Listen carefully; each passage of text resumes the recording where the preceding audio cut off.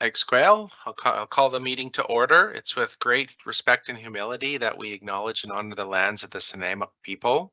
The Snuneymuxw people maintain their profound, unique, and spiritual connections to the land through ageless traditions, teachings, stewardship, and expressions of reciprocity.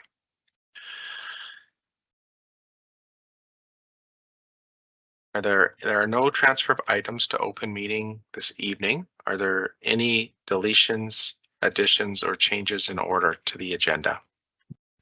And just note that any additions, deletions, or changes in order, please indicate so in the chat.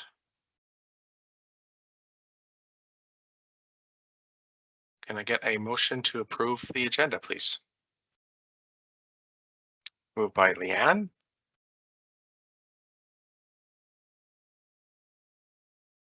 We have a seconder.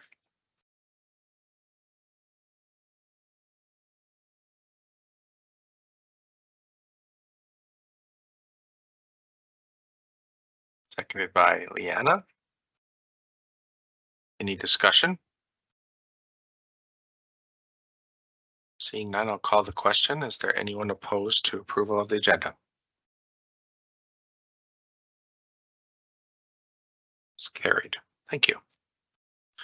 Moving on to the approval of the minutes, the motion reads as follows: that the minutes from the regular Board of Education meeting held on April 26, 2023 be adopted. Do we have a mover?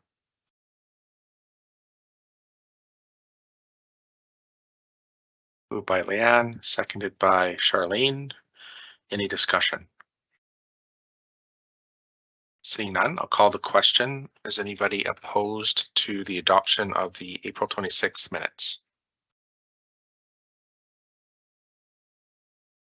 Seeing no opposition, carried. Thank you. Moving on to item 8.1, the section 72.3 report. Motion reads as follows: that the section 72.3 report from the closed Board of Education meeting on April 26, 2023 and the special closed Board of Education on April 24th, 2023 be received. Do we have a mover? Moved by Leanne, seconded by Charlene. Any discussion? Seeing none, I'll call the question. Is there anyone opposed to the motion? Seeing nobody opposed, motion carries. Thank you. Moving on to item 9, announcements and reminders. We have our Education Committee meeting scheduled for June 7th, the Business Committee meeting on June the 14th, and the Board of Education meeting on June the 28th. Moving on to item 10 of the agenda, presentations. Nanaimo Ladysmith Schools Foundation. I'll turn it over to Crystal for a presentation. Thank you. Thank you, Karen. So I would like to introduce Dan Morris on my left. He is the Nanaimo Ladysmith Schools Foundation Board Chair, and Kathy Berg is the Vice Chair. So they're both here to join me tonight to share a little bit about what we've been up to and who we are for the new trustees. And we'll have time at the end for questions. So Kathy. Sure. Thank you for taking the time to listen to us today. Thank you to the trustees that were able to make it out for our open house today. It was very successful. We think we got a lot of community support and eye-openers to what we do on a daily basis for the Food for Schools program, which is just one part of what we do. Karen, do I have access to change? Oh, thank you. So just a little bit about us. We are a registered charity. We do have a board of directors of 10 people serving 2-year terms. There are several committees. We did do a strategic planning session back in December where we put together different committees to talk about communication, program support, scholarships and awards, many other things to go in there as well, just so we could have a focus instead of everybody trying to be involved in all of it. We do have minimal staff and resources. Our main staff person obviously is Crystal. We have Tracy that runs our Food for Schools Depot, Morgan who works part-time, and Casey as well as a support person to Crystal.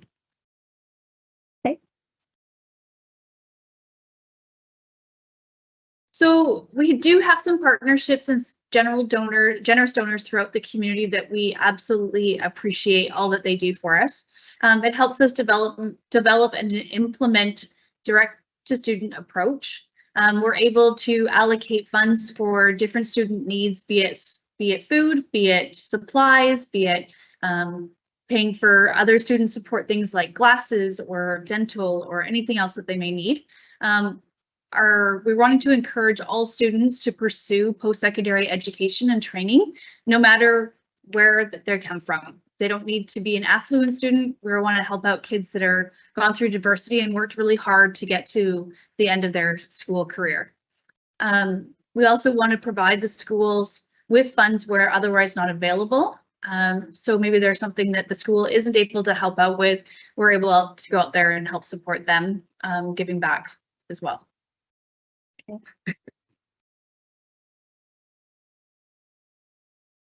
All right, so I was going to talk a bit about the diverse programs that we offer from the Schools Foundation. When we first started, it was basically all for managing the award system, but we quickly found out that there was lots of need in the schools, and from there, as we found out that students were getting fed off the sides of teachers' desks, we all of a sudden realized that there's a huge need for food in the schools, and that's grown rapidly. And those of you who are able to come to our food depot today saw something that is been some massive growth over the last while. Like the food depot has been in its current state for the last 2.5 years. Prior to that, that was even being done just out of our own small little office. So Chris will talk more about the Food for Schools program here coming up, but just wanted to touch in that there's a wide variety of different programs that the Schools Foundation looks after, from the awards with the scholarships and bursaries, which I'll talk about more in a moment, the Student Support Fund that helps vulnerable students and any students that are in need in the schools, Food for Schools. There's also the Music Initiative grants where we get instruments into schools in order to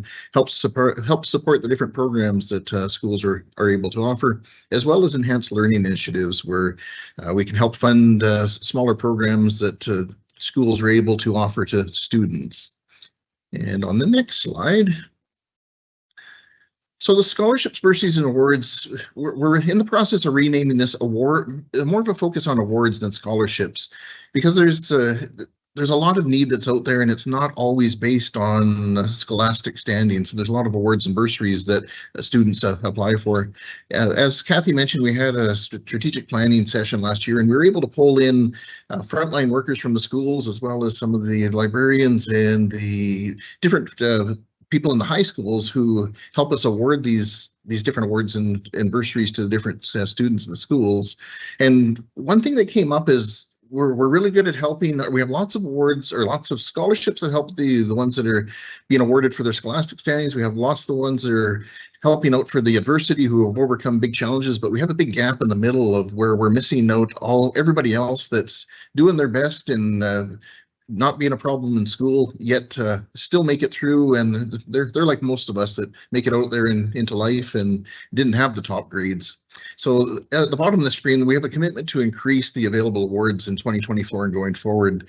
We've had you'll see on the next screen here in a moment of what we were able to give out this year, but there's definitely lots more we can do to help students as they head on to post-secondary education. But the awards that we give are all supplied through the gracious donations of our donors and throughout the community. And that's could be companies, could be nonprofit groups, could be individuals, and they're for a whole variety of different reasons. And sometimes it's financial needs, sometimes it's diversity, sometimes academics field of study that they're going into. So there's a wide variety. And we've developed over the last 8 years a proprietary system for offering online applications that in the past used to be all done by paper. So that's allowed us to be able to work more effectively and quicker, and as well as for the students to be able to apply a lot easier online. So that's where our scholarship, bursaries, and awards world is. And on the next screen sort of shows a summary of what we've been able to award this year. So we met last month. There's a group of us that, a group of our committee, as well as representatives from each of the high schools, they got together and we awarded 339 student there's 339 student applications. There's a total of $411,000 of scholarships, awards, and bursaries. And there's also 132 district authority scholarships valuing at $160,000. $65,000 that we're able to give out. And then, as most of you probably know, we have our district awards night coming up here on June 13th at the Port Theatre, where we get to celebrate all of these kids and their accomplishments and give them a pat on the back to go forward. One of the big things with the scholarships and awards is recognition of the kids in the hard work that they've done, as well as an encouragement to help pull them through to that final line so that they can carry on and head into society with some more education beyond high school. So next slide, and pass over to Crystal to carry on with the Student Support Fund. Thanks, Dan.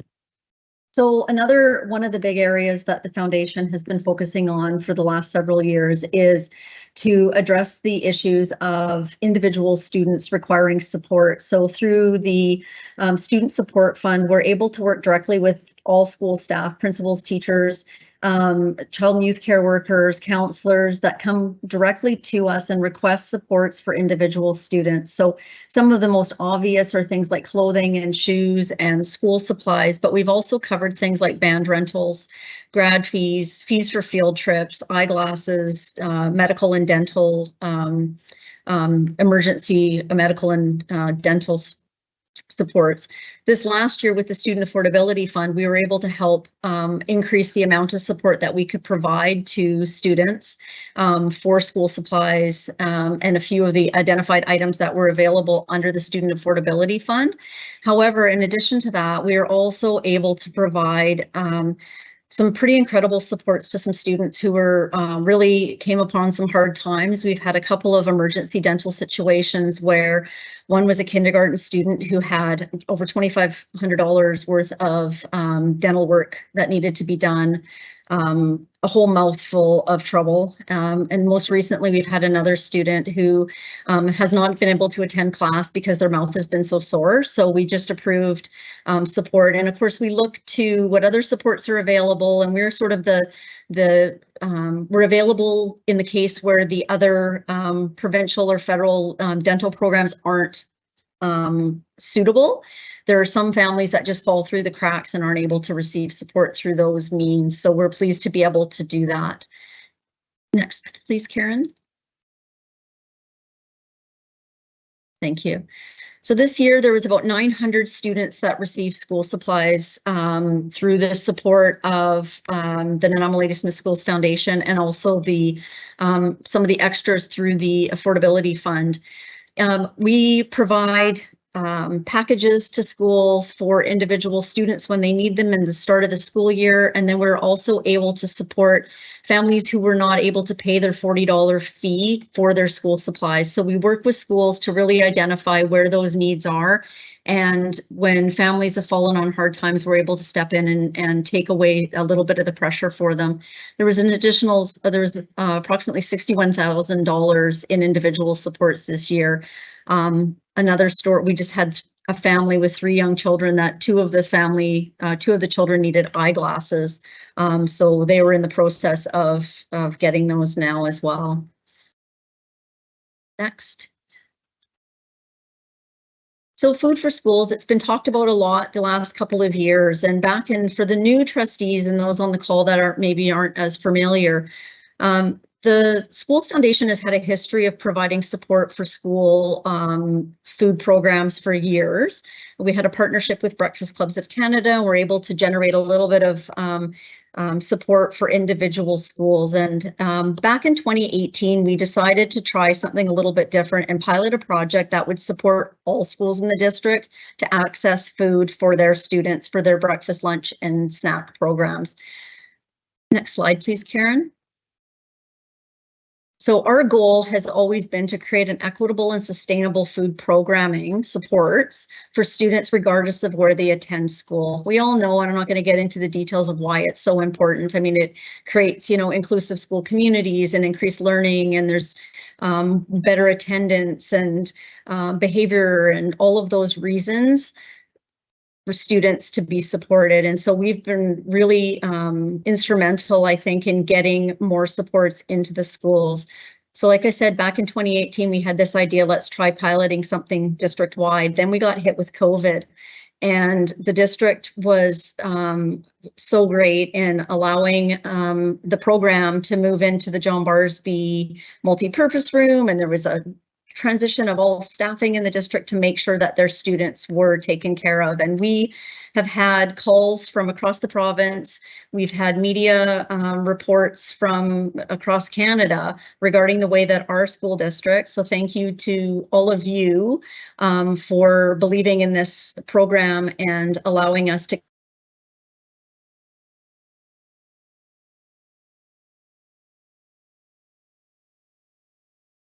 Can somebody confirm if perhaps we've lost the feed or if it's me? Oh, there you are. We got you There back. we go. Next slide, Karen. And I am aware of time, so I'll move really quickly, but I just feel like it's really important to share a little bit of a snapshot for those of you who weren't able to come to the depot today. So we have established a food depot out of the old Woodlands weight room, and we're accepting orders from every school across the district for their meals program. So currently, we're providing a weekly delivery of groceries to 34 schools. Several schools have multiple programs. They're making sure that there's food in ABED rooms and in counseling areas and across the elementary schools in one way or another. And so over the last month, I've contacted and had conversations with pretty much every school that is involved in providing food for their students. And our best estimate at this point is over 2,000 students are accessing support during their school day. When we started this, there was 600 to 800 students, up to 1,200 last year, and it's continuing to grow. We've provided over $340,000 worth of food into schools this year, and we're not done. We have also, again, through the Student Affordability Fund, have been able to support schools in accessing some equipment and supplies to make sure that on the end of the school end, they're able to actually do something with the food that they're receiving. So there's been several schools that have received conveyor toasters, fridges, cutting boards, cups and bowls for feeding students. So it's been huge growth over the last several years. Next slide, please, Karen. Yeah. And big news coming 2024, we have a brand new Food for Schools delivery vehicle sponsored by Tom Harris Community Foundation. It's on order. We reached capacity with a borrowed vehicle. We were so fortunate to work with other community groups, the Loaves and Fishes Food Bank, and many, many sponsors. And so we do have a temporary vehicle, but we outgrew the borrowed one and have approached Harris Community Foundation and are excited to be able to have a brand new delivery vehicle coming to support the program. We're so proud to work with the school district. I am just so pleased to be part of something that is making such a difference for so many students across the district. I had an email today from the Vancouver School Board asking for more information on how we're doing things over here. And so it's being noticed. So congratulations to this district for taking a initiative and believing in this program in the beginning and allowing us the space at Woodlands to actually do what it is that we do and bring in all these partners. Today at the depot, we had the mayor come, we had city council come, we had our community, several community partners and individuals who are donating on a monthly basis and really believe the same thing, is that all students should have something nutritious to eat during their school day so that they can learn and get through their days. Last slide, Karen, please.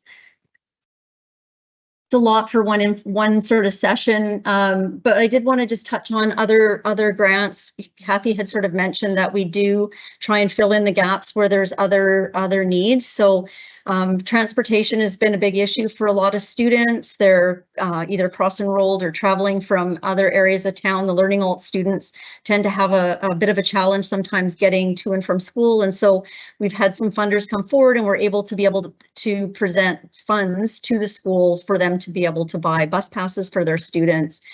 And then lots of little pockets of money for mental health supports for individual students, robotics clubs, encouraging leadership, Indigenous programming, and so forth. And last slide, Karen, please. Thank you. So I think, I can speak for both Dan and Kathy and the rest of the Nanaimo Ladysmith Schools Foundation board and community volunteers and community donors and partners that We are so proud of the relationship we have with Nanaimo Ladysmith Public Schools and our community, and we're standing here with you, committed to continue to address the priority needs of the district and our students. And so thank you for the time inviting us tonight, and we welcome any questions either now or, you know, at a later date. We're open for questions. Thank you very much, Crystal, Kathy, and Dan. I can't stress enough how thankful we are for the services that the foundation provides to the students and enriching their learning experience and making sure that their basic needs are being met so that they are in a position to do their best. It's amazing, all the different things that the foundation does for the students. So I thank you very much for that. We do have some questions, so I'll start on the list and start with Charlene, and then we'll go to Mark. Sure. Hi, thanks, Greg. Thank you for being here. And okay, so I do have a question, but I'm going to start with a comment because now they've given me the mic. A few years ago, well, quite a few years ago, I sat in the Woodlands Library at a PAC meeting, and the principal was asking the parents, you know, geez, how are we going to address food because our budget's gone? It's empty. And that was actually the year that the school was closing, and it was only January, and they didn't have any food left or any funds to buy food for the rest of the year to keep serving the kids that needed breakfast every day. And back then it was like breakfast was kind of it. It was all we could pull together other than maybe a bowl of apples kind of idea. So fast forward a little bit to Crystal and her, you know, we joked about it a little bit today, but Crystal and her fridge full of yogurt and then truckloads of eggs showing up that we didn't really know what to do with because all of a sudden we had eggs that we could give families, but we didn't know what to do with them. And then to walk in there today and to see an entire wall of commercial fridges, to see stainless steel commercial tables, all of the stock that's sitting there ready to go to provide for families. You know, and you had tears in your eyes because it's been a journey. Like this is where we've come from. We've come from scrambling to come up with just a little something to creating this big, giant, huge program that I promise you, when I'm on the soccer field, I'm telling everybody about. I'm like, oh, have you heard about this? Let me tell you what the school foundation does. And they're like, really? You know, people that are new to our city that have maybe worked in sort of this sector before in other communities, they can't believe the accomplishments of the foundation. And so first, I just want to lift you up to acknowledge just how much is being done each and every day for our students, because they're why we're here. So shifting from food, which has always been a big thing for me. I'm wondering, I looked a couple of years ago thinking about, you know, how do I go about setting up a bursary if I wanted to offer an award and it not be related. Dan touched on it a little bit earlier. I was really grateful for it. Not being related to grades or achievement or anything like that, just somebody well deserving. Are there forms for that? Where would I find those forms? How would I go about doing that? They're on our website on the scholarship page, and it's there's a link right to the guidelines.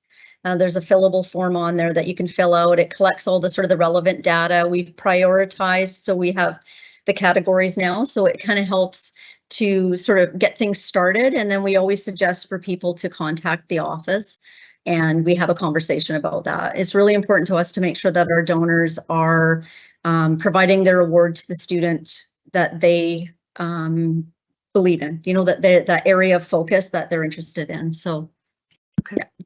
Great. Thank you for everything. And thank you to the board for all the work that you do. Thank you, Charlene. Thank you, Charlene. Great. Thank you. Mark Robinson.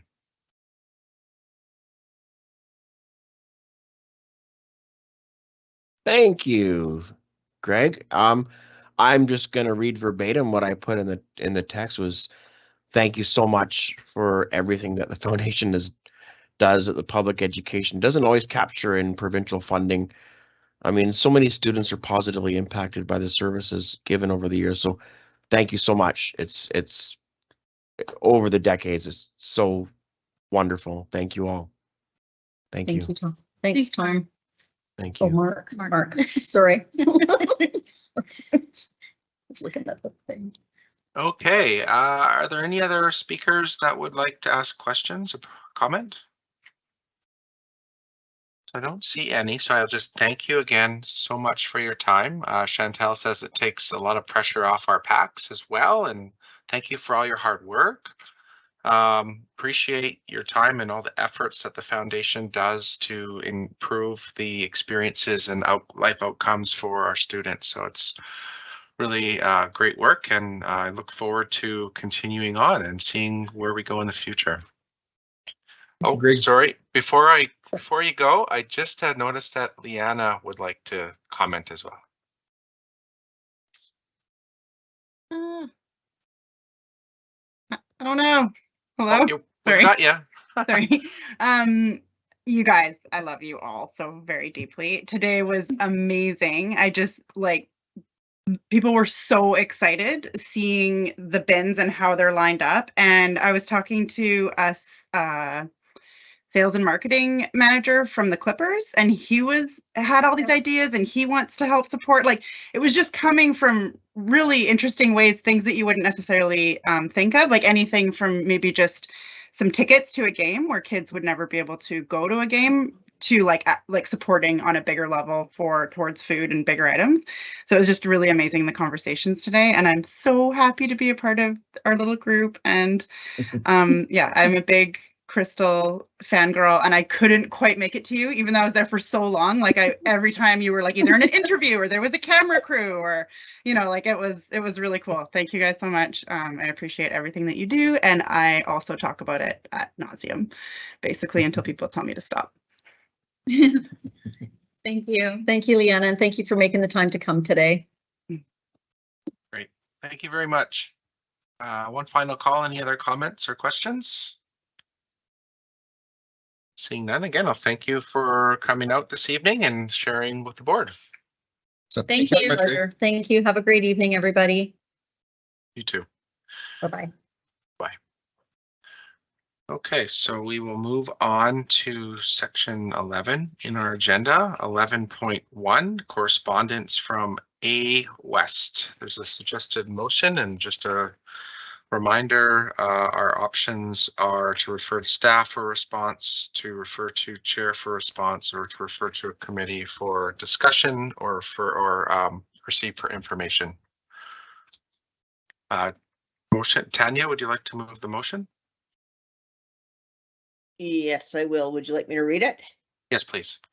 Alrighty, just make sure there it is. That the Board of Education of School District number 68 and I'm a Ladysmith refer the correspondence from A West to staff for a response. Thank you, Tanya. The motion's been seconded by Chantel. Would you like to motivate the motion, Tanya? I think that the contents of this letter are things that are probably just best addressed by staff rather than the board chair, because it speaks to operations and an understanding of how we came to the decisions that we have. Okay, thank you. Any discussion on the motion? Seeing none, I'll call the question. Is there anyone opposed to the motion? Seeing none opposed, the motion carries. Thank you. Moving on to item 12, committee reports. 12.1, the business committee. Mr. Walsh, I see you popped up on the screen. Would you like to share with us? Chair, I wondered whether responding to a couple of the outstanding questions in advance of debate of motion would be warranted or wanted in this particular circumstance. I think given the outstanding questions that we've heard so far, I kind of think it would be nice to share that information before we entertain the motion. Great. So thank you and good evening. I am just going to share a couple of screens here. So I hope, and Chair, I'm going to ask you, are we looking at a historic summary of district staffing? Yes, we can see Yes. your screen. That's great. So the first document here shows quite a good news story, but what it'll show you is going back, and just to be clear, we are going to post all of this information online, so it's available to the public. Trustees have a copy of this. But it's just in response to some questions that have come up. So what we thought would be valuable is to provide it in this format as well. So you'll see a historical summary of district staffing. So you'll see back to 2017-18, which is kind of the most appropriate year. Prior to that, without the CEF, our numbers are probably significantly smaller than this. But we're budgeting for the highest number of teachers that we've had. I mean, I don't know if when the district peaked in population, if we had more, but this 897, you'll note that that's even more than the amended budget. So typically we start with a bit lower than the amended, but this is even higher than that. Administrators slightly lower than the amended budget. Education assistants, it's in line and slightly above last year's annual budget, and that's the reason it's below the amended is because of slightly lower enrollment in certain special needs categories. But as you'll see, every single year going back to 2017-18, there's a fairly big jump in the number of positions in the annual versus the amended. We're hoping that that number doesn't jump as much, like we're hoping to be much closer, but in reality, we know there'll be more designations leading to more staffing. So similar with support staff, you'll see 2020 or back to 2017 and how we've been growing. You'll be aware that we've kind of started a capital arm from scratch, doing a lot of work out in the system to build learning studios for our childcares as an example. So we have a fairly robust capital staff and then the other professionals. So that document will be posted and available to folks. The second document that I'm going to share is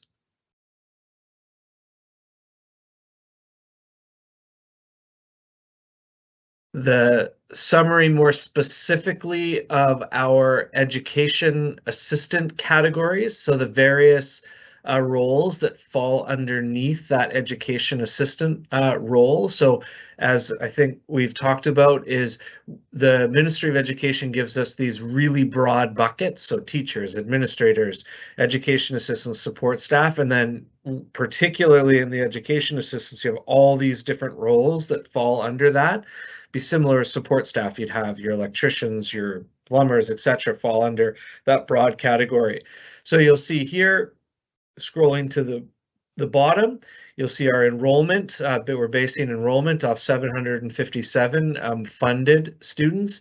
And then you'll see the non-funded enrollment. Again, we're not receiving funding for those kids with needs that we're anticipating.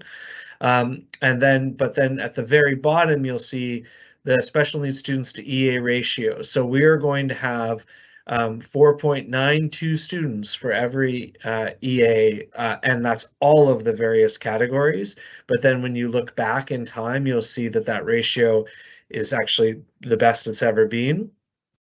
CYFSWs, slightly less than 2018-19 when I believe there was an extension of hours, but still a ratio that's quite low compared to previous years. So again, document that's going to be made available so folks can kind of see the changes over the years and what our ratio will be. Note again, the amended annual budget, when we have additional students that drive additional needs, that will also be reflected. So we anticipate higher numbers of students. And then I'm just going to share another screen. So this is our counseling ratio. So this is teacher counselors. And so we don't mind the understaffed piece. So what happens is the collective agreement has a requirement that we have our counseling ratio at 693 to 1, which would drive 21.57 counselors. And then you look actually how many we have on staff. So we're actually 30.05. So over under, that's purely from a collective agreement requirement. So obviously we can beat the collective agreement. That's fine and that's positive, and we always do. But you'll see that's significantly over the requirement with respect to collective agreement requirements, and that's been a long-term commitment of this district, is having kind of enhanced counselor ratios. The final document, and we're really not going to be able to run through this document in much depth, but we will be posting it because we think it's very good. There's just a question about how mental health supports we have and how we're responding to additional challenges that we're seeing with mental health. And so you'll see there's a bit of both kind of a what we're doing and who is doing it review in this particular document called Mental Health Supports Overview. And Mr. Balcombe will be here to answer questions about this if there are specific ones. But you'll see we have what we were kind of doing pre-COVID. So the board funded a manager of mental health and addictions. I believe it's only one of 2 roles similar to that in the province. So we were kind of ahead of the game in addressing some of those as a district, and you'll see the various supports that they have. Sorry, it's the formatting's a little bit funny, but bringing settlement workers through the Central Vancouver Island Multicultural Society as an example, and then we have kind of other things that we've done year to year to year. I think the big highlight for this year, and again, I believe Dawn will talk about this, is integrated teams, so to provide mental health supports for students and families, and some outreach that Ms. Steele and her and Ms. Funky Robinson and her team are doing to make sure that kind of everyone in the community is aware of the supports that we provide and that they provide, etc. And so lots of things to note that are happening in the system. And then finally, just a question was asked about how we would be determining the efficacy of the potential human resources position that we've got built into the budget paid by the CEF in this preliminary budget.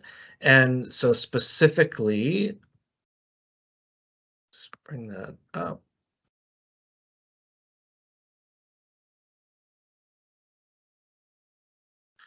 And so the response from HR department is, first of all, to note that it's equivalent to be an executive assistant, so it's not going to be a manager position. But the ways that we were going to track the effectiveness is the rate that we feel difficult to fill vacancies. So specifically, we think of speech language pathologists. We also focus on some of our really difficult positions in facilities, planners, etc., that we're frankly having projects be delayed because of the lack of that kind of cog in the system. By how long it's going to take to fill our vacancies, and so that's going to be a good data tracker. I think that's some work they're doing now, is so we can set a baseline.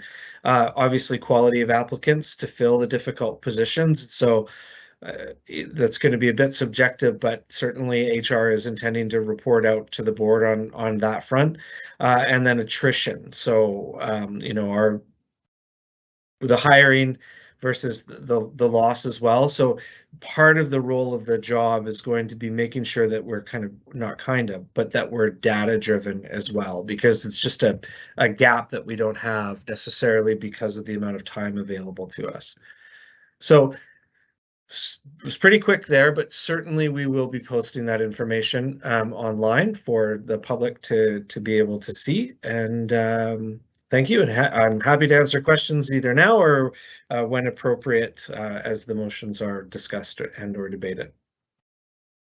Thank you, Mark. I think it might benefit the board to give us an opportunity to ask questions before we move into the motions themselves. So I'll give trustees an opportunity to ask questions, and then when we're finished asking our questions, then we can move forward to considering the motions.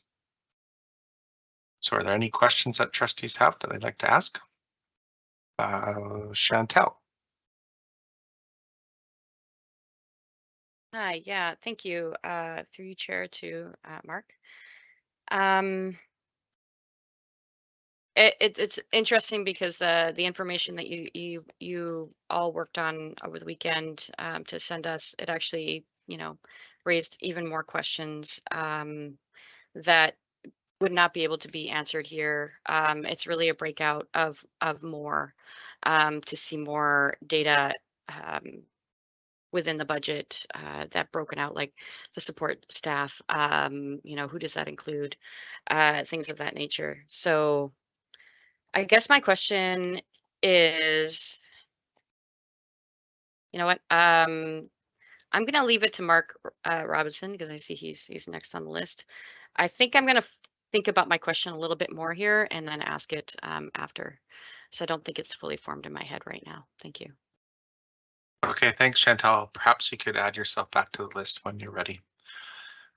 Moving down the list, Mark. Thanks, Greg. Thank you, Mark. Just real quick question. In the budget, I believe it was mentioned that we would be looking at hiring a new individual in HR for administration. Could you touch on that, the benefits for the district, just for the people, the parents and public that are listening tonight? Thanks, Mark. Yeah, so it's perhaps through you, Chair, it's probably worthwhile reminding where the funding for this particular position would be coming from. So we have a fund for overhead, it's called, associated with the Classroom Enhancement Fund. So the Classroom Enhancement Fund is a special purpose fund that was created as a result of the reinstating of the 1991 and the 1999 language in the collective agreement. And so at that time, we had to build new facilities. We had to hire teachers to meet the various class size and composition requirements that were reinstituted into our world the following September. And so the overhead portion of that particular budget included, room for HR staff. It included room for, additional principal because we'd have so many new teachers that would need evaluations. It also included room for additional custodial associated with the expansion of space. And also in our case, we included a planner position. And the planner position was associated with the expansion of space in that particular year. And so what we got concerned about is that if our overhead pot was ever audited, that we would need to be able to defend the continued use of the funding for that particular position. And so this year we had our annual facilities grant, another special purpose fund, increased. And so what we've done is we've moved that position from the Classroom Enhancement Fund to the annual facilities grant to fund that position. But we've realized that we have a continued gap that has never quite caught up from 2016-17 with respect to hiring. And so that overhead funds that we're saving from moving that one position over to the different fund would create this. The position would be, as I was just talking about, an executive assistant level role. They would be, helping with recruiting. They would be helping with making connections with various institutions, particularly with respect to the hard to fills. So I gave the example of a facilities planner. We're always behind in those positions. We don't have time to build the same type of relationship with the institutions as an example that we have with teaching institutions to get them. So payroll is another example where we're having, where we're having trouble. We added a payroll position last year, but we, as the churn happens to attract people, it's very, very difficult. So that position will be supporting, so there will be essentially 2 people in human resources associated with recruitment and retention and data collection for our staff of, multiple thousand people. So that's the focus of that position and where the funds would be coming from. So for just to add, so, can we spend that money on EAs? Well, arguably No, as an example, like there's some flexibility within our CEF overhead, but because it's a special purpose fund, the funds need to be spent on the purpose for which they were created. Thank you, Mark. Maybe I'll just go back to Mark R and ask if he has a follow-up. I do have a quick follow-up. Thanks, Greg. Follow-up to that. This may sound like a redundant question, but if we're having difficulty hiring individuals in the district, would we have any difficulty hiring this individual? Do we have someone tapped for this position already? We do not have anyone tapped. We have a, this will wait for the budget to pass until we go and post. We had some success and some decent numbers of candidates for some of the HR positions we posted recently. And so the level that's chosen should be able to attract a candidate. Probably not like a candidate with a ton of experience, because it wouldn't be there on the kind of pay scale place, but someone with the requisite qualifications that would be required. Right. Thanks, Mark. Thank you, Greg. Thank you. Okay, so we'll move down to the next on our speakers list is Tanya. Thank you, Greg. Through you to Mark. Mark, so my question is, can you just help both for the new trustees and from my memory in my brain, the process that staff goes through in terms of creating the amended budget in September that when we find out, say we've got a surplus of $1 million, $1.5 million. When do you know how much money that is, and what's the timeline of putting together the proposals you're going to be bringing to us? And the reason I ask that is basically to say, if the board wanted to give you some direction on where we would like, what we hope to see when those proposals come in September, when would you need that by, so that it can impact your work? Yeah, so there's kind of three important touch points for the budget, particularly from a board perspective. First is the preliminary one, which is we're doing now. So we've guessed, educated guess at how many students we're going to have, on how many international students we're going to have, how many special needs students we're going to have, and therefore the funding that we're going to have associated with it, and then we build the preliminary budget. As noted, we typically try to go slightly conservative with our enrollment, so we're already anticipating adding additional funds as we go. But then what will happen is June 30 will hit, and the current year's budget is over. So our fiscal ends June 30.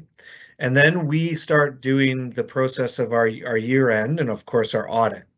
We will come back to the board in August with our not preliminary. We'll know how much our surplus from the previous year will be, so the board is aware, and then we will likely put some priority areas for the board to consider expenditures or not.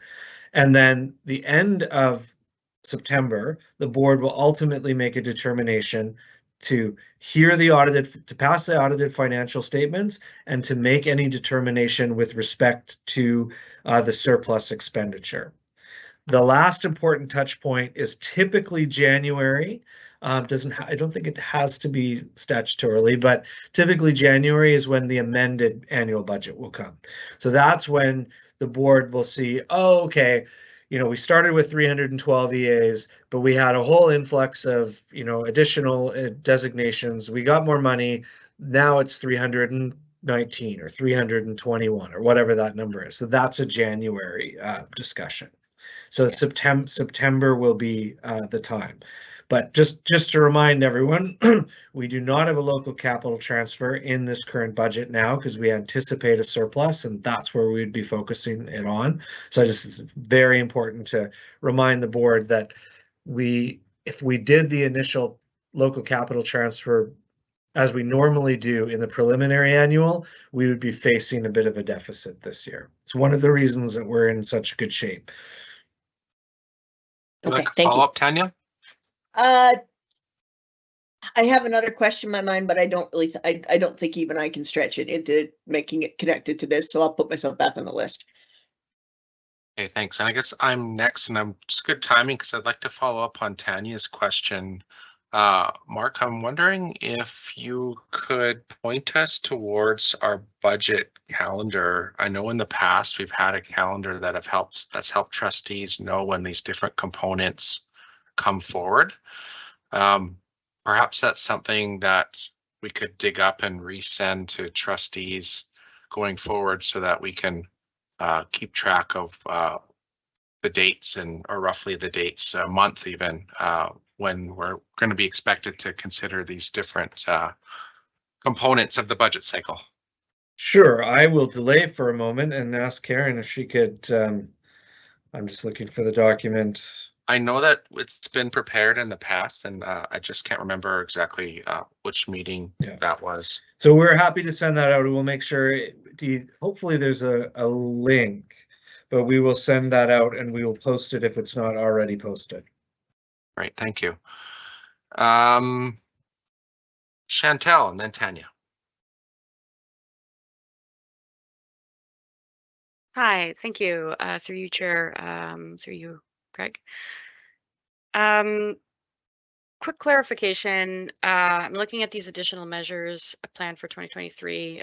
Just to be clear to everybody that we just received these. So like this is kind of like the first we're actually looking at them and discussing them.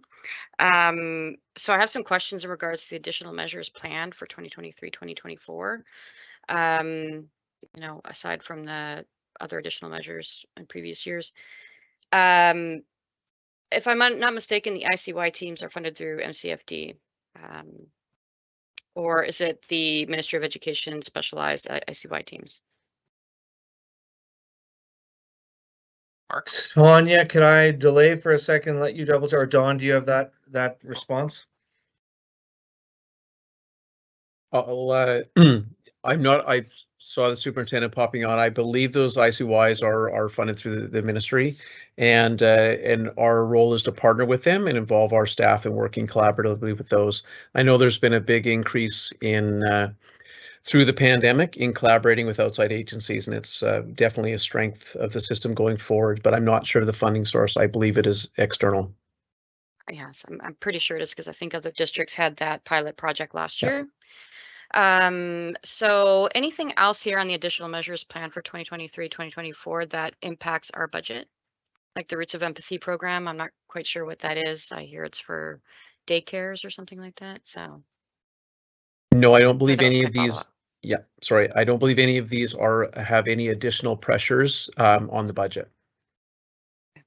The one thing though, and I think that Chair, if it's okay if I add to that, is that as a good reminder, I think when we look at our budget, and particularly when we don't see additional items, it's still a reallocation of our budget in the sense that it's a reallocation of priorities of time.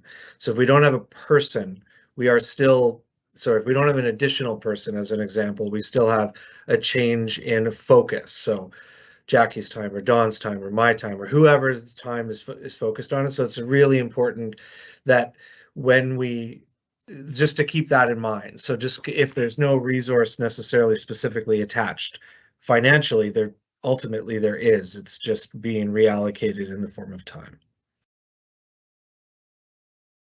Okay. I'll have another question, but I'll put myself back on the list. Okay, thank you. Tanya. Oh, Jackie was gone. I think she was going to talk about Roots of Empathy. That's okay. Jackie, you can come back if you want. I can wait. Was there, sorry, I missed that, but was there a question? Okay. Jackie? No, she was going to explain. I have a feeling she was going to explain more about what. Yeah. I'd be happy to hear that. Thank you. Thank you. Yeah, so the Roots of Empathy program is a program where we have some of our child and family support workers or some of our counselors. We have some of our ICSSWs who become trained facilitators to implement a program that's called Roots of Empathy, where an infant and their mother come into typically kindergarten classrooms, sometimes a little bit older, and it's a very structured program where they go through learning, having the classes and the students learn around empathy and using it through the development of a child for the full year.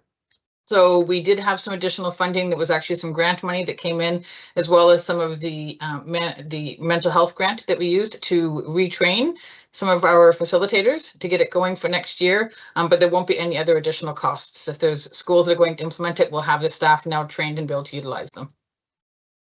Thank you. Okay, so just want to make sure, Tanya, I believe you're Thanks. next, and then Chantel.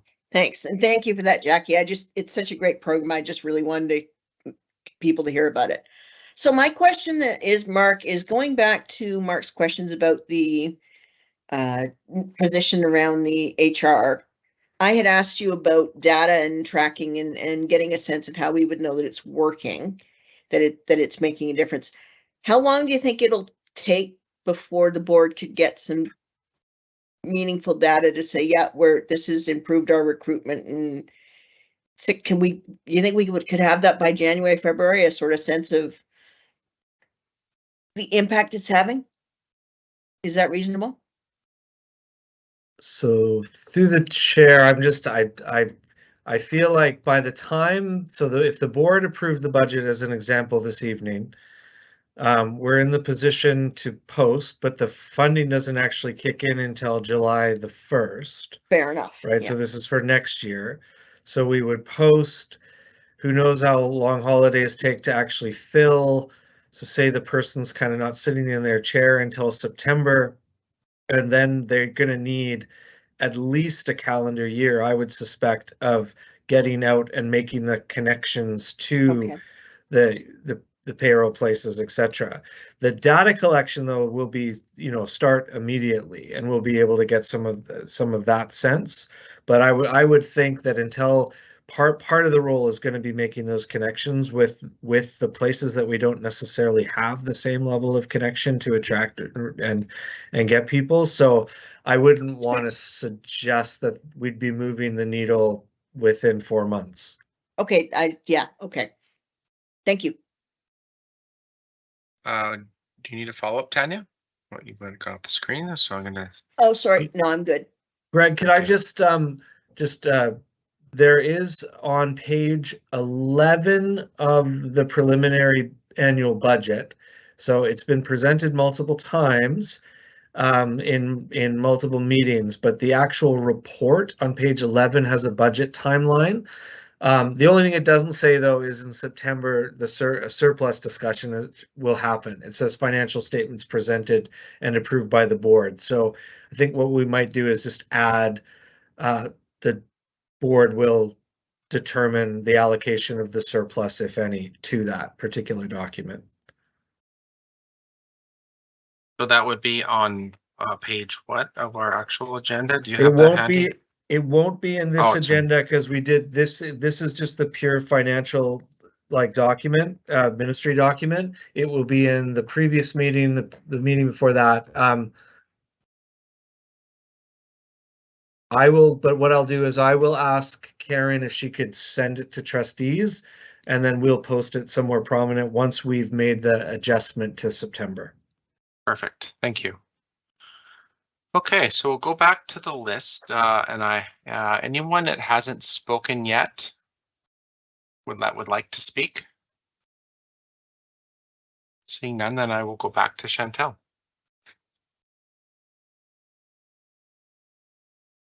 Great, thank you. Through you, Greg, to Mark. If we get our associate for recruitment, executive assistant, or however we want to title them, will they be doing a employee satisfaction survey before they go out and do the recruitment? I'm unaware of what HR would have specific plans for that. We just talked about the recruitment aspect, as well as some of the retention issues, but I do not have a response to that. Sorry. But I'm sorry, I'll take that away. Absolutely, but I don't know. Would you like a follow-up, Chantel? No, I don't think so. Okay, thank you. I don't have anyone else on the speakers list. So perhaps what we'll do is we'll move into consideration of the motions. Before we do so, I'll ask that trustees please indicate in the chat box by typing confirmed. I'd like to confirm that all trustees are in possession of a digital or written copy of the school district number 68 Nanaimo Ladysmith annual amended budget for the fiscal year 2023-2024. And I would like to inform the public that the written bylaw is included in this evening's public agenda on page 34 of the agenda, which is available online. And also printed copies are available at the district board office. And I will confirm as well that I do have a copy in front of me. So let's just take a quick moment, make sure that everyone has a copy.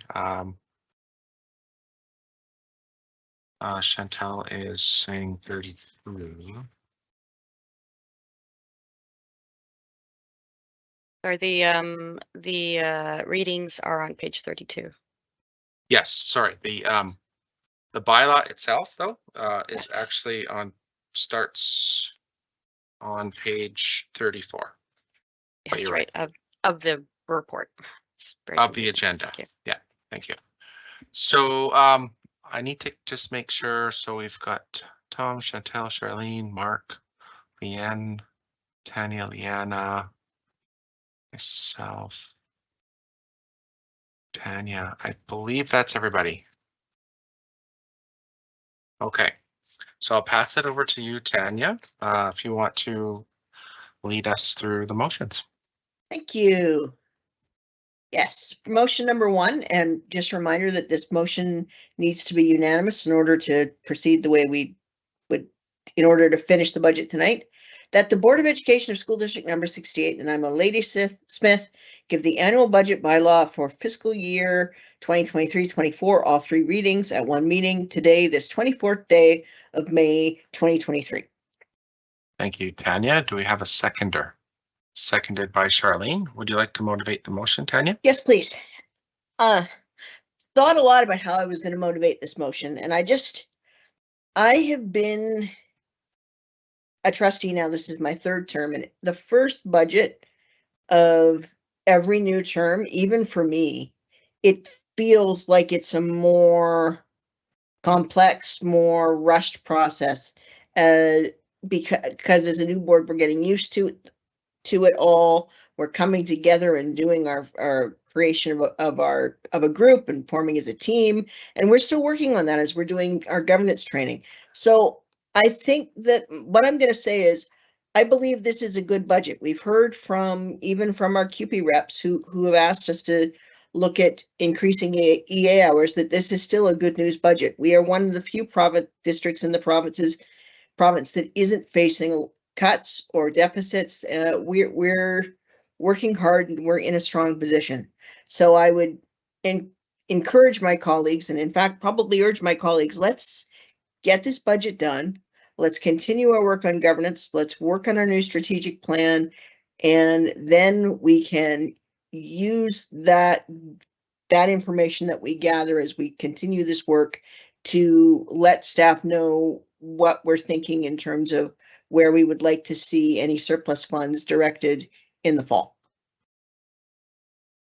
Thank you, Tanya. So I'm going to start a speakers list, and the first person I have is Chantel. It's actually it's a question about the format here.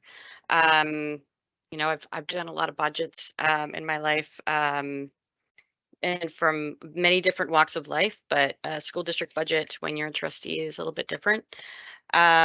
So I just want a little bit clarity on the process here. So right now we're voting on the first part of this, which is to say, okay, we were going to do all 3 readings at 1 meeting.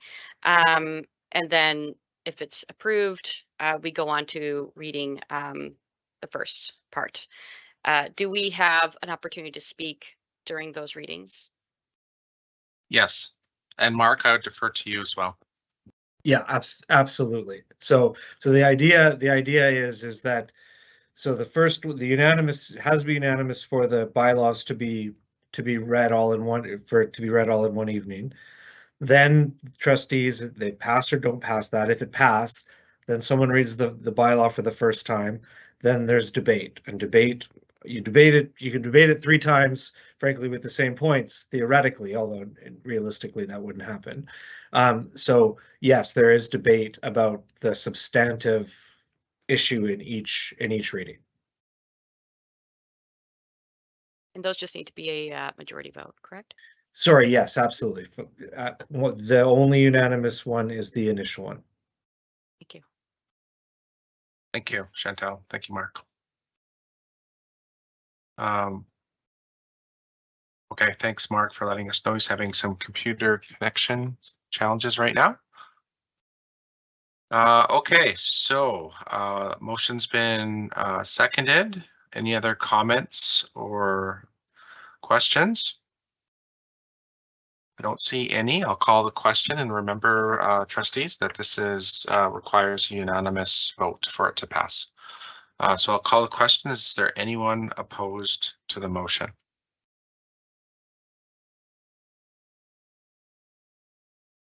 I'll give you another second. I don't see anyone opposed, so the motion carries unanimously. Thank you. Tanya, carry on, please. The second motion. Thank you. Sorry about that. Sorry about that, Greg. I got a little distracted there. Got to find there we go. No, that's not the right one. I want this one. There we go.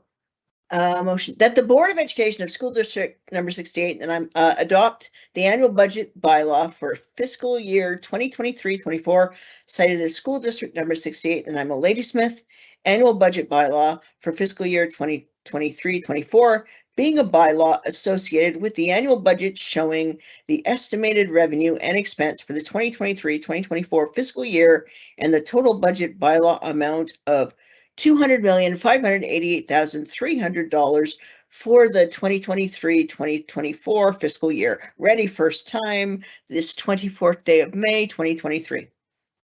Thank you, Tanya. Do we have a seconder? Seconded by Leanne.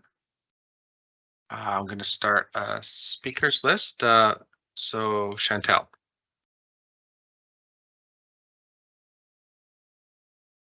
Thank you.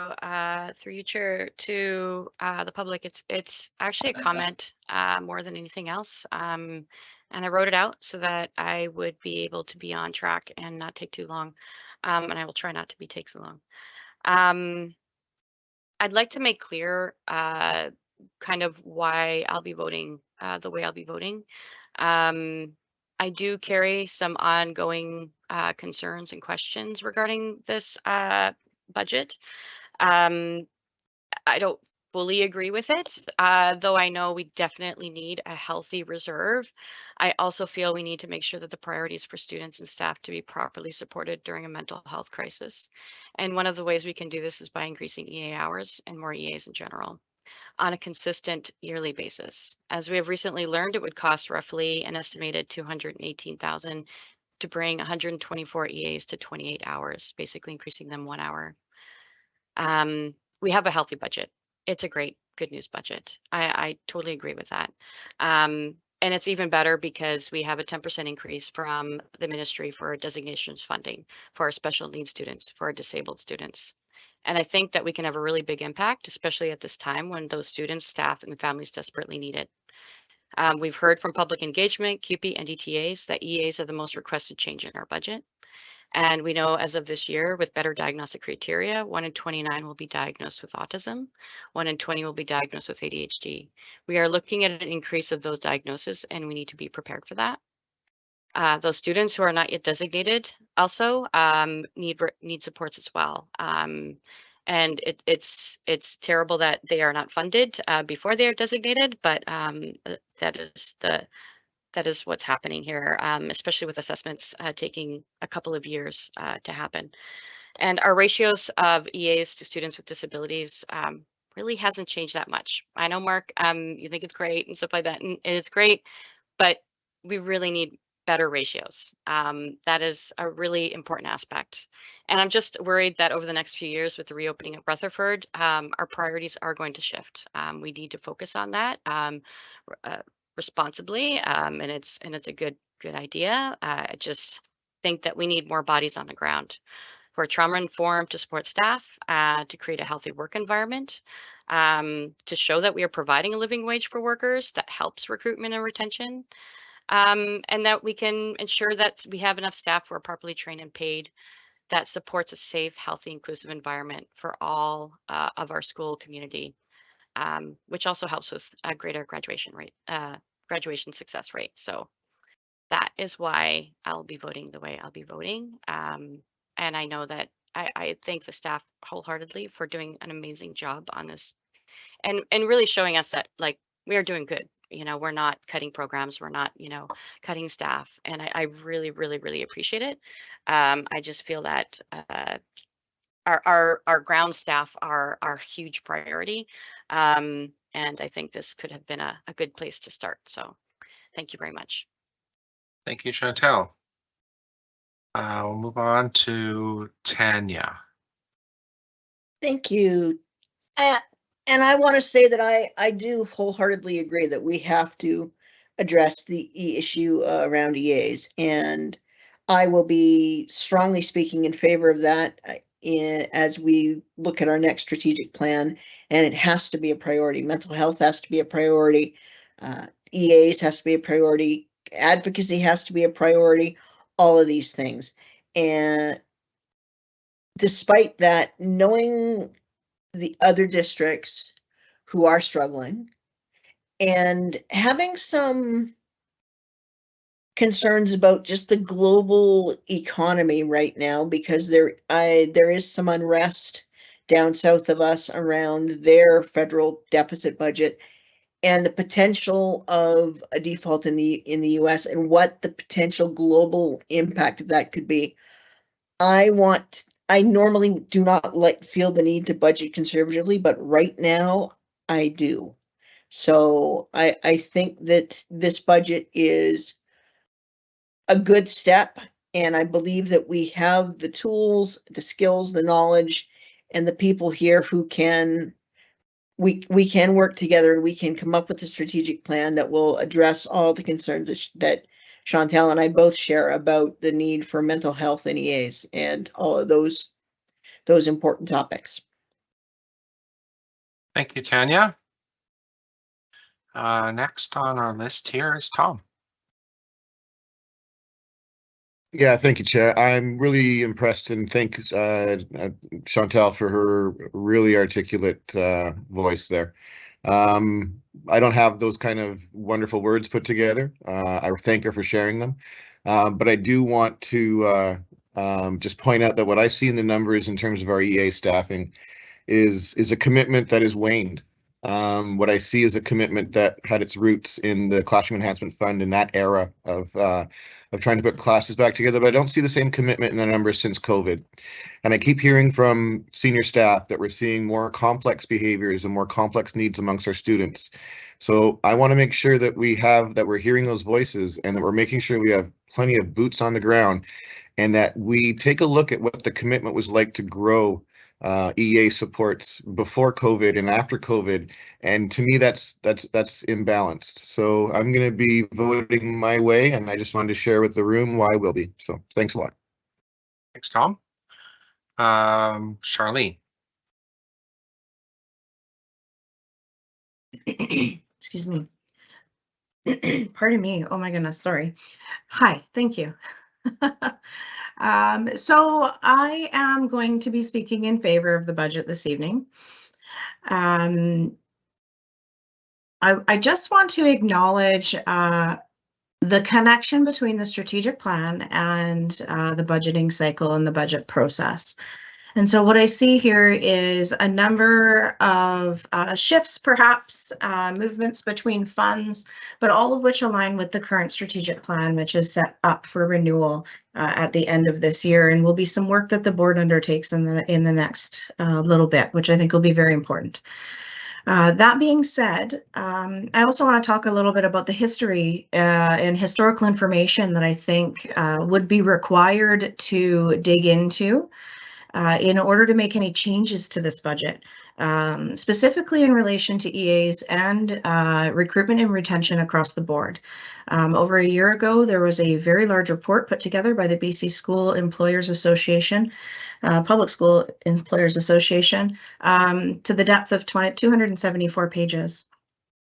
And in that, it talks, the entire report is based on recruitment and retention and the factors that we need to consider as boards of education in order to look at all positions, including that of an EA. And so I think we need to utilize some of that information along with the proposed changes in this budget and dig in to find more information before we try to make any changes. I think there's far too much information out there for me to vote against this budget. I think that changes to working conditions, including hours, is something that should be bargained and not budgeted out of operating dollars, but few spare operating dollars that we have. I think that there's a place to make those changes, and that's at the bargaining table. And it's not that I don't want more EAs, because I've said it every year. We always want more EAs. We always want more people working in schools, but we have to make sure that we're doing that in a sustainable way that supports our strategic goals within the guidelines and the dollars that we have each and every year in connection to all of the other decisions that we make financially. So I'll be supporting this budget. I believe that the recruitment and retention position in particular is going to have an impact on the type of report I'm talking about, the potential of the board seeing in the future around understanding what it would take and what it would look like. So for those reasons, I'm in support of this budget. I think the conservativeness of, frankly, what is a very small potential surplus. I don't look at surplus dollars until after June 30th, which is our fiscal year end. But those surplus dollars, they arrive to us because of unfilled positions or other various expenditures that are not able to be expended. And we need those dollars for particular projects like IT infrastructure. For a decade, we've been trying to update things like technology in this district. And if we're not taking it out of surplus dollars later, then, and we have to take it out of operating, and we'd be in a much different position than we are right now. So for those reasons, I'm going to vote for the budget this evening and look forward to future conversations where we can continue to grow the other conversations around some of the topics that my colleagues have brought up this evening, because they're important. Thank you. Thank you. Moving on to Mark R.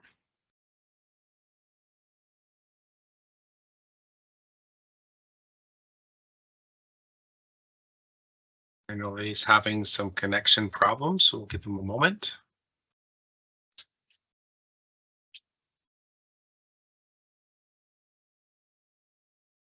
Tell you what, Mark, I will come back to you. I have a comment as well. So I will be speaking in favor of this budget. I think overall, it's a good news budget. After hearing from board chairs from across the province who aren't in the same financial position we are, although of course I would like to see more EAs, and I think it would benefit our students. I'm cautious in the sense that we want to make sure to not overextend ourselves and assume that we're going to have a large surplus. As we heard this evening from our Secretary Treasurer, if we would have invested into IT infrastructure upgrades as we have been in the last number of years, we would be in a much different position than we are today. So unfortunately, in a system with limited resources, we have to be careful, and we have to prioritize our spending. And I look forward to having further discussions with all of you through our strategic planning process, because I do think that there's a lot of opportunity for us to talk about priorities when it comes to our district. Oh crap. Pardon me, Tom? So if I could ask you, please. Sorry, somebody in the room. So if I could just remind trustees to please keep their mics muted if they're not speaking. So I appreciate the opportunity here to support this budget, and I would encourage my fellow trustees to support it as well. So we'll move on in the list. Mark is back. So can we give it another shot, Mark? Hi, Greg. I hope people can hear me. Yes, we can hear you. Okay, wonderful. I apologize for the technical errors. My internet decided to turn off at the worst possible minute. I just wanted, I guess I'll be brief because my technical issues here, but in a nutshell, staff does a tremendous amount of work pushing the proverbial spaghetti up the hill to deliver a budget annually. And, I'd like to recognize the time invested, so thank you, staff. The budget on the surface appears to generally capture the essence of the trends. Having said that, I'm not completely satisfied, as I feel we should be hiring more EAs with expertise in child and youth mental health support or inclusion support in order to, better strengthen students, parents, and instructional staff. Quite frankly, we'd rather be delivering curriculum instead of using instructional time to support students in this area. But at the end of the day, I trust that when we have a better picture on what a potential surplus may look like, we as a board collectively will roll up our sleeves to address the growing need. So when the vote comes, that'll be the reason for my vote. Thank you. Thank you, Greg. Thank you, Mark. Appreciate that. Okay, so is there anyone that would like to speak before I call the question on this first motion? Okay, I don't see anyone else that would like to speak, so I'll call the question. Is there anyone opposed to first reading?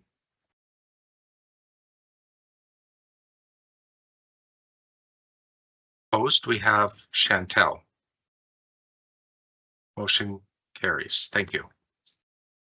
Oh, sorry, I didn't give you enough time. And Tom.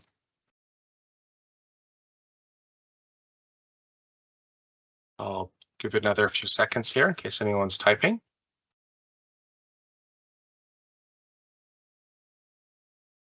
Okay. Motion carries. I'll pass this back over to you, Tanya, for reading, second reading.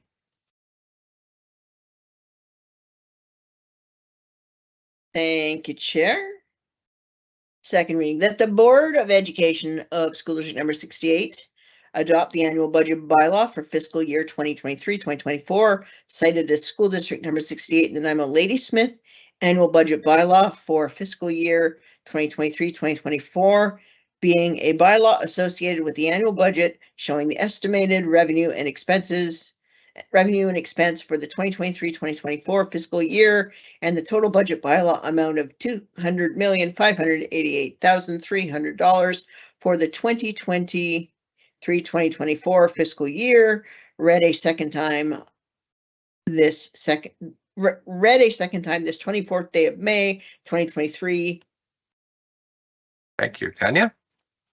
Do we have a seconder? Seconded by Charlene. Any discussion?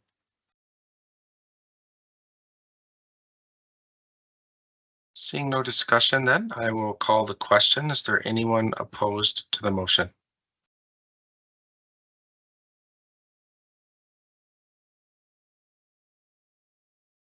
And Opposed? Greg, sorry, Mark is opposed to the second reading. Okay, so we have opposed, Chantel, Tom, and Mark R. Motion carries. Thank you. Tanya, would you like to proceed? Yes. That the Board of Education of School District number 68 adopt the annual budget bylaw for fiscal year 2023-2024, cited as School District number 68 in the Nanaimo Ladysmith annual budget bylaw for the fiscal year 2023-2024, being a bylaw associated with the annual budget showing the estimated revenue and expense for the 2023-2024 fiscal year and the total budget bylaw amount of $200,588,300 for the 2023-2024 fiscal year, read a third time and adopted this 24th day of May 2023. Thank you, Tanya. And do we have a seconder? Seconded by Charlene. Is there any discussion?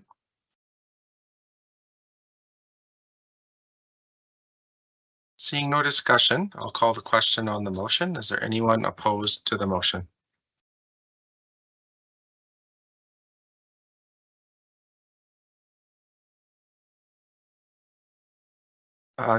Karen, could you possibly confirm with Mark R. What his vote is as well, please? Mark is not opposed to the final reading. He's for it. Okay, thank you. So as I understand, we have Tom opposed.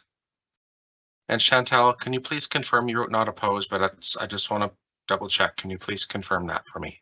Yes, I'm confirming not opposed. Thank you. Okay, so the motion carries. Moving on to item 12.1.2, Safe Schools Committee. Back to you, Tanya. Thank you. I just have to scroll here and find it. There we go. That the Board of Education of School District number 68, and I'm a Ladysmith, approve the terms of reference for the Safe Schools Committee. Thank you. And do we have a seconder? Seconded by Charlene. Any discussion?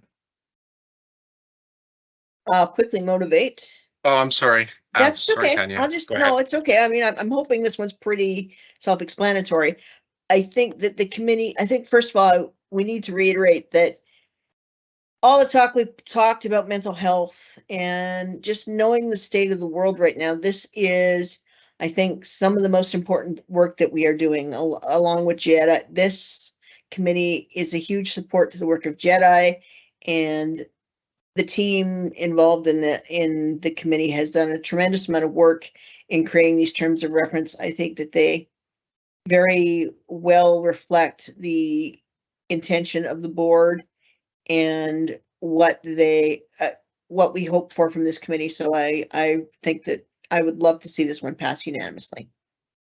Thank you, Tanya. And I should have seen Chantal's name there too, because I know she serves on this committee. So I was hoping to perhaps give Chantal an opportunity to speak to if she'd like to. Sure, it's a committee that I am super excited about. I get to co-chair with the wonderful Leanna, and with a great group of people that care very deeply for our students in this district. And I'm hoping that we can create some good recommendations to the board, help with the JEDI work, and things of that nature. So very excited for the work to come and the work that we've been kind of doing. We've been slowly it's kind of new a little bit, so that's why the terms of reference are here and before the board, because things have been kind of changed a little bit with regards to the committee. And so it's great that I'm kind of a very new person as well, so I don't have any thoughts about what it was like before, so that's fine. And I'm very excited about the work that can happen in that committee, so thank you very much. Thanks, Chantal. And I will also just echo your comments. I'm excited to see the terms of reference, and I'm looking forward to seeing the work that comes out of this committee. Okay, so are there any other comments or questions? Seeing none, I'll call the question. Is there anyone opposed to the motion? Seeing none, the motion carries. Thank you. Moving on to item 12.1.3, Rutherford Elementary. Tanya. Thank you, Greg. That the Board of Education of School District number 68, and I'm a Ladysmith, directs that Rutherford Elementary be reopened as of September 2025, subject to final approval following the September 2023 confirmation of student count, and that staff are directed to create a school transition working group to address issues associated with reopening the facility and programming options to ensure long-term viability of the facility. Do I have a seconder?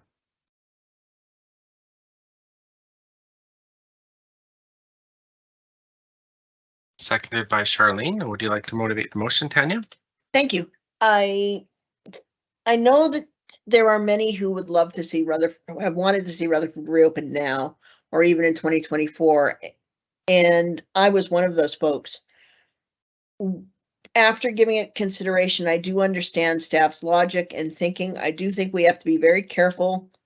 I really appreciate the amendment that was added to this motion around the viability piece. Once this school is reopened, we really have to make sure that we are doing the work to make it successful, because the closure of that school caused a lot of pain in that community, that neighborhood. And it's just very important that we do this right. I believe we need that school. I believe it does need to be reopened. And I also believe that it needs to be done in a way that does everything we can to ensure its success in the future. Thank you, Tanya. So I'll start a speakers list. Charlene. Thank you. I'm going to speak in favor of this motion. I know I did that at the committee level, but I would like to reiterate my support for reopening this school. Recognizing that timeline has been sort of the piece that the previous board and this board both struggled with. What is the appropriate timing? What are all of the considerations we need to think about related to catchments? There's a lot that goes into opening or closing a school, and all of that needs to be considered for this to be successful. And I think the intention that our board has around long-term viability is an important one. And I think that includes values around what do our elementary schools look like. The reality is that we are a district that has capacity crunches in almost every single building, and having another facility in use to support students and staff, and it'll help alleviate some of those pressures and help us spread those pressures out as our communities continue to grow. So I appreciate the work that's gone into this. That's brought us to today, and I support this motion. Thank you. Thank you, Charlene. Any other speakers on the motion? Seeing none, I will call the question. Is there anyone opposed to the motion?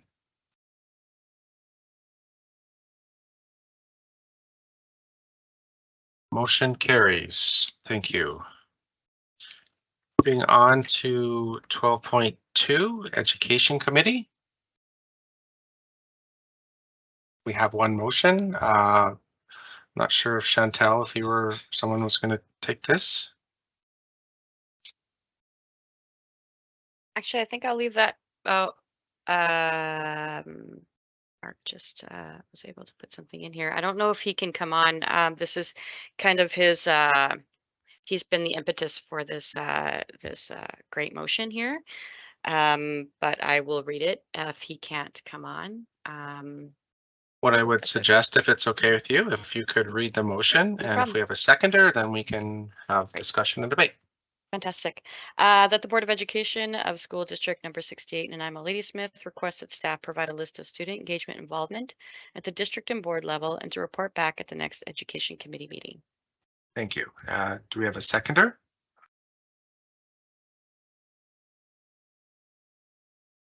Anyone like to second that motion? Seconded by Charlene. Would you like to motivate the motion, Chantal? Sure, yeah. It's a great motion. We've been discussing student voice a lot at the Education Committee level. We started discussing it as well with the Safe Schools Committee. And there is engagement happening with student voice. What I know I'm feeling as well as I know from Mark who started this process, just feeling a little disconnected from that voice, right? And so how can we get a good, safe engagement in voice to come into our world of governance, right? And so this is a good start to the process. Find out what we're already doing and see where it can grow from there. And yeah, thank you very much. Thank you.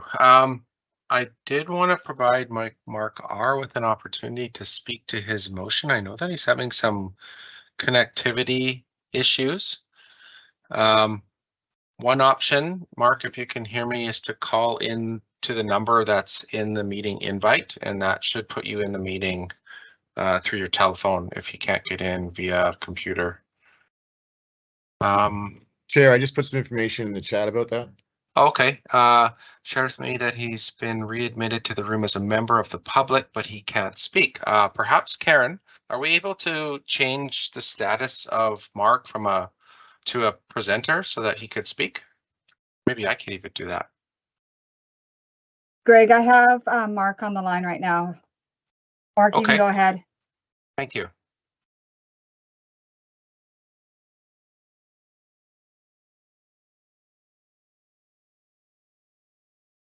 Mark, are you there?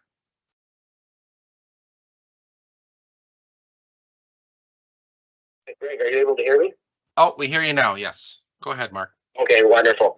I'm just, because of the technical difficulties, I'll keep it short. I just want to thank the board for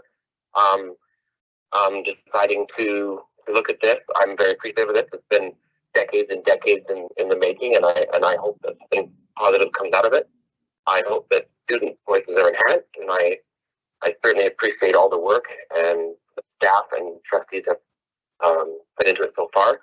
Going forward, I hope that we come out of it with a robust discussion and get the information that we need in order to make the best decision possible for student voice going forward. Thank you, Greg. Thank you.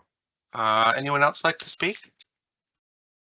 So I'll just say thank you to Mark for bringing forward this motion, and I will speak in favor of it and look forward to receiving further information to guide our further discussion. So thank you. Okay, so I'll call the question on the motion, seeing that there's nobody else that would like to speak. So is there anyone opposed to the motion? Seeing none, the motion carries. Thanks again, Mark. Moving on to item 13, senior staff reports, 13.1, SOGI in Nanaimo Ladysmith Public Schools with Superintendent Saywell. Thanks, Greg. Good evening. Good evening, everyone. I'll share that Greg has been clear to me since he was elected as board chair that he wanted the board to make a public statement of support for SOGI inclusive schools. So not that anyone should be unclear about the board's support, as evidenced by things like the board's inclusion policy, of course, and literally everything that this board has said and everything they have done since they've been elected. However, in case anyone in the public domain is unclear about each and every trustee's commitment to inclusion, here it is on page 50. I'll read it. The Board of Education of School District 68 Nanaimo Ladysmith affirms its commitment to promoting and supporting SOGI inclusion within the district's schools, providing a safe, welcoming, caring, and inclusive environment where diversity is celebrated and every student feels valued, respected, and supported.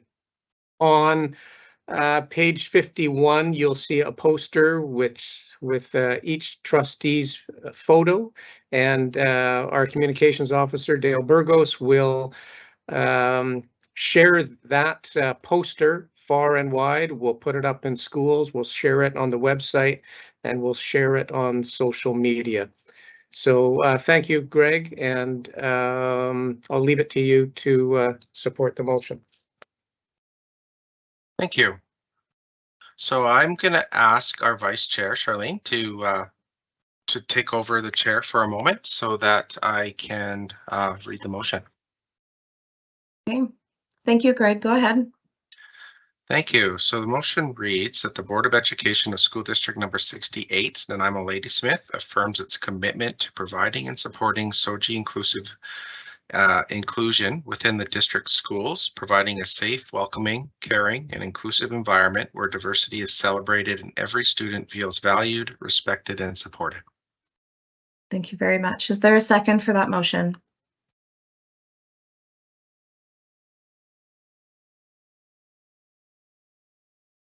I have a second from Leanne. Greg, did you want to motivate? Yes, just briefly. First, I'd like to thank Scott and staff for helping put together this message. I think it's really important for us as a board to make sure that we create spaces that are safe and inclusive for all of our students. And it's really important to hear from our superintendent as well that everything we do in our district is moving towards creating these conditions where all students can thrive.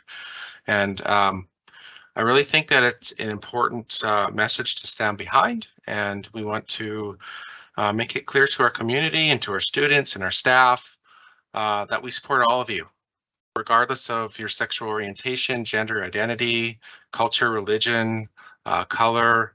We support all of you. We want to make sure that you all succeed and that we're here to create conditions that will allow you to do so. So I really appreciate this, and you know, I really want this district to be known to be one of the most inclusive and supporting and caring districts anywhere across the province where everyone is welcome and everyone can succeed. So thank you for bringing this forward. Great. Thank you, Greg. So I've started a speakers list. Tanya? You're muted, so that gives you a second. I'm going to just say that this one is one I'm really passionate about. And there's a few reasons for that. I am a person of faith, and I want to say that as a person of faith, there is nothing that says that we should not uphold, uplift, and support our brothers and sisters in the LGBT community. If you're reading it that way, you're reading your Bible wrong. I'm sorry. You need to talk to some other pastors about different ways of interpreting the cultural background of those scriptures. I have LGBT people in my life who I love and I care for, and I'm seeing things in our community from people, from a portion of the population who want to push those folks back in the closet. And you're gonna have to come through me.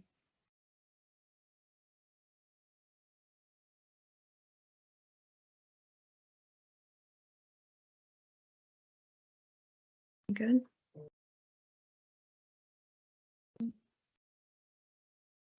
Let me give Tanya a second. Yeah, thank you. Just like this is the civil rights issue of our time, and we need to be on the right side of it. We need to make our spaces safe for our LGBT brothers and sisters. We are all made in the same image of the Creator, and we need to get this. Great. Thank you, Tanya, for your words. Are there any other speakers on the motion? So I don't have anybody in the chat. I'm going to speak strongly in favor of this motion and acknowledge each of my colleagues that are on the board. We all made our positions on this very clear a short time ago, and to know that I'm surrounded by people that share those values with me is a source of strength and allows us to do the work that we're here to do together for all of the right reasons. And so I really want to thank Scott for putting this together. I want to thank Greg for never letting this go and not forgetting where we were a short time ago, listening to some of the things that were happening in our community as well as communities across the province. And so I'm happy to support this motion, and I'm grateful for everyone for being here this evening. Greg, would you like to close debate? I think I've said everything I can, and I appreciate all the words that were shared with the board already. So thank you. Thank you. So on that note, I will call the question. Is there anyone opposed to the motion? The motion carries unanimously. Thank you very much, everyone. I'll pass the chair back to Greg. Thank you. Okay, moving on in our agenda, item 13.2, privacy policy. Mark Walsh.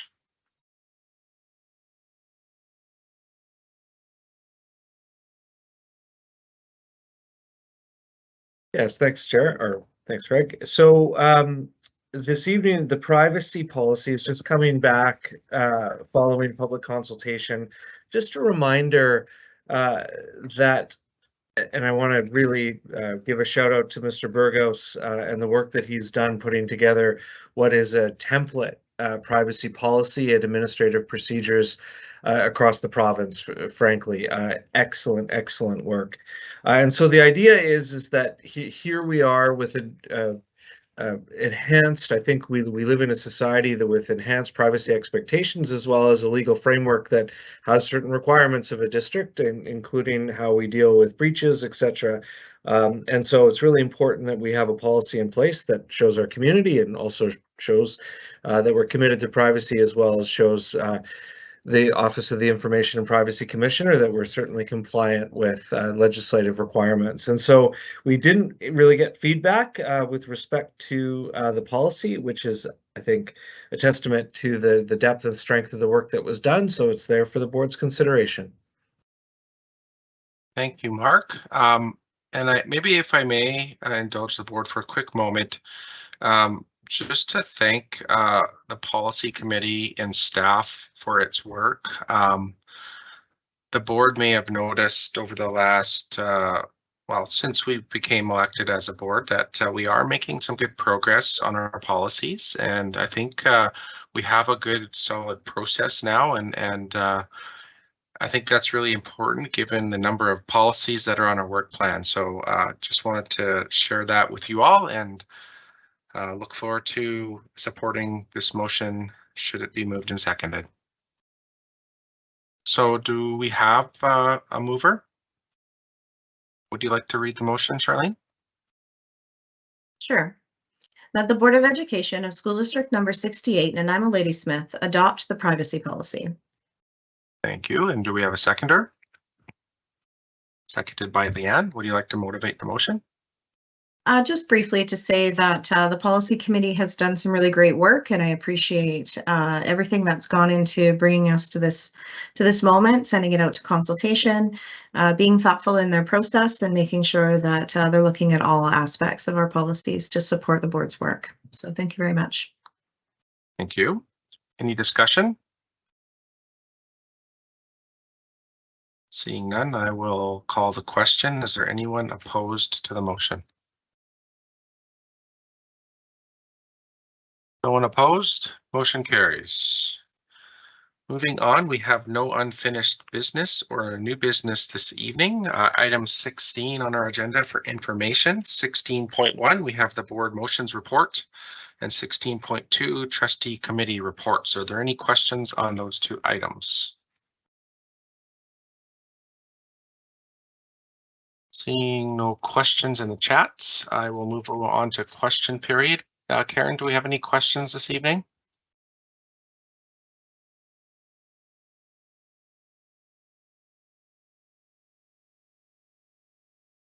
There's no questions, Greg. Thank you very much. So there's no questions. I'll move on. Can I get a motion to adjourn? Moved by Chantal, seconded by Tanya. Tom, would you like to comment? Yes, Chair, just before we adjourn, I wanted to take a moment and apologize to the room for my hot comment earlier in the evening.